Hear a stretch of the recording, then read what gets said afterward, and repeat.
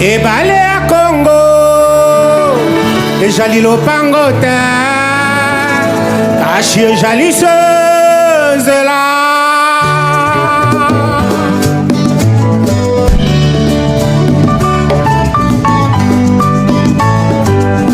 Yahweh benisa Congo Yahweh batela mi Congo. Écho du Haut Conseil national de la transition, une émission qui vous rapproche des résolutions de la conférence nationale souveraine. À la une dans ce numéro, les dossiers de la Cour constitutionnelle, R11 1096 et d'autres sujets d'actualité. Suivez dans notre entretien avec le président du Haut Conseil national de la transition, son Excellence Capel Kanimou Élite, conseiller Joseph. Mais ce que Batouane a dit, en tant que force d'appui. Mais avant mais très bien sa force d'appui. Si vous retournez déjà et belé, mais tu rendras qui déjà pour en Rwanda pour féliciter, pour appuyer, pour passer moi coup de main. Mais Batouane les lois est comme il difficile. Parce que déjà vous niez que non, tout l'ingi baoïboïté, tout l'ingi infiltration était. Parce que Baye bani très bien. Mwana mboka pona koluka kimia na mboka na biso Kongo. Esengita tamo konja bimalibanda na Nairobi koluka kimia nzokane na kati ya Kongo awa. Tozana bato ya mpiko. Ndakisanga ngamaila za liboso na biso we roza likamwana maboko pe sile na seconde. Bon, moi j'ai vu très bien na opesa moi eloko moko to nazo remarquer mingi. Oui, c'est bien, mais selon moi, il y a vraiment opportunité. Batu bazo banguna bazo ya attaquer biso na Congo. Mais bande kuna biso ba pasteur bazo même batu tonda na église pour ba bondela tatanza na bolele bola na mabele ko bondela nzambe. Même ça saison ya raison na mutwana zo ya na mundu na zo bondela nzambe. Mais eloko wana nde pesa ka démoralisation makasi na Congo. Et soki ba congolais mo meki kaka boye c'est tout ba ono balali na se kolela nzambe. Après c'est ndako moko papa biso tuzaki na Angola dia zaki ya makas koleka mais jamais botikala koyoka ko ba Angolais ba kotaki une église pour ba bondela na nzambe ya déjà pour bitumba ya nini ya Zaire contre nini rien après zaki difficile. Ata mboka moko yambaki déjà l'autorité angolaise kende o baye po balela po na ne guerre ya Savimbi on était ici là jamais.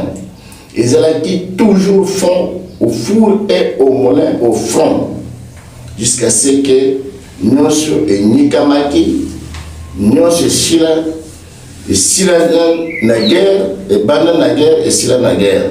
Un point entre sans consulter aucun pays, aucune race, aucune nationalité.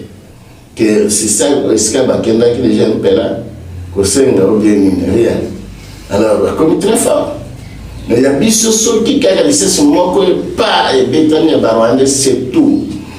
Bantu boya l'église na boya déjà na stade kolela balale na se kolata maputa guerre balela kate guerre ezali bitumba choqué bandi bokanga motel bitumbe bandi c'est tout kuko sila na bitumba mais soki des hommes beta binombe ata yo moko papa mwana na yo na ndaba zo seremona baninga so muninga na ya bete kaka mbataka kapo abande azo ya déjà na ndaba ayo papa wasilika.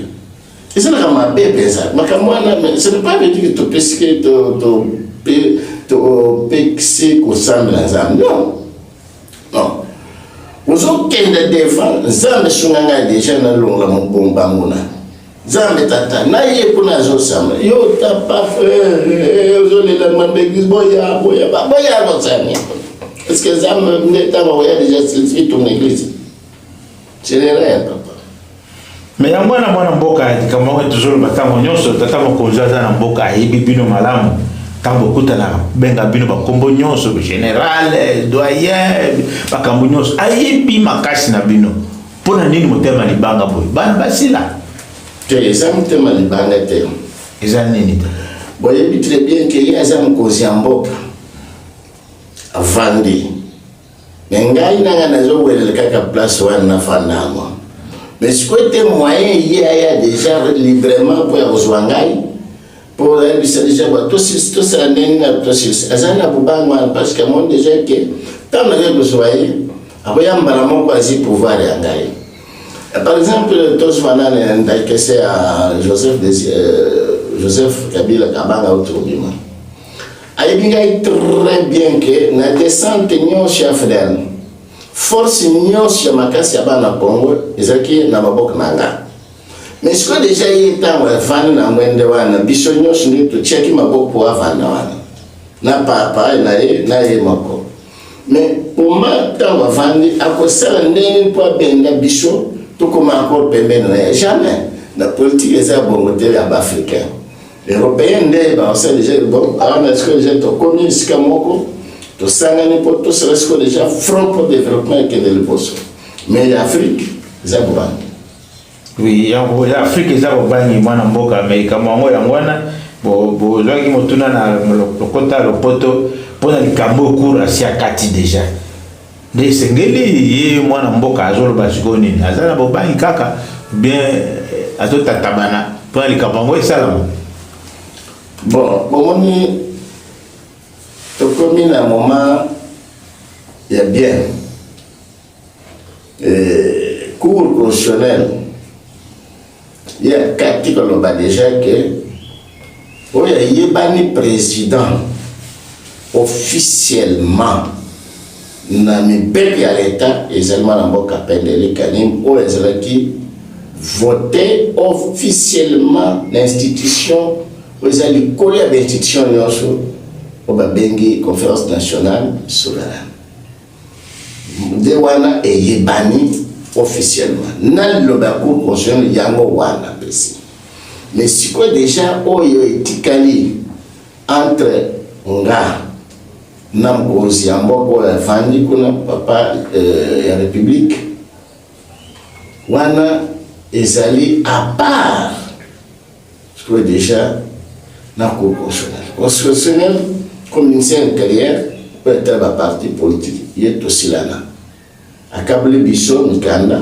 azi mikanda mwana mboka Congo ba pesi angai ya pesi ba kono pour na ministère intérieur à laver maboko le reste est el biso mi balé na ba peuple en général mais cour de mutechaki mwana mboka cour mutechaki wana le lope cour de zebino et prononcer likambo ya bino bon pour alungula kate cour jamais à quel le président en exercice comme tel cour à cela qu'à l'élection l'élection est la makana pour na seni seni nda même akamutu que mutu a gagné yeyo cour yé ezali ka ko investir que yeyo alors tant de cour à lobby déjà que seni likambo kataki l'élection de 2018 aux alaki hors sujet talendenge au kataki tala mutu oyo azalaki déjà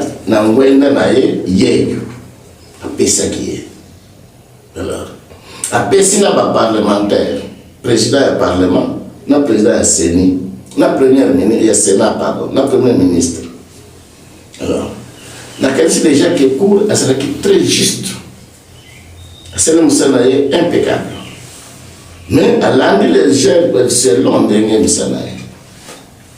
Monsieur le Président, nous approchons vers la fin de notre entretien. Avez-vous un commentaire sur l'échec du président Macron aux élections législatives de la France? Non, Macron n'a pas eu encore l'échec comme tel. Parce que celle qui dirige, ce n'est pas le parlementaire, celui qui dirige, c'est le président. Même si l'extrême gauche peut avoir plus de 100% de députés, mais le président n'arrête de reconnaître la France, c'est Macron. C'est Macron. Il n'a pas l'échec. C'est Macron qui a gagné les élections pour deuxième mandat. Alors, ce qui veut dire que c'est difficile d'écouter le document fait par un député qui a été publié, que voilà, on doit signer avec tel pays, tels accords. On connaît l'accord et la signature de Macron.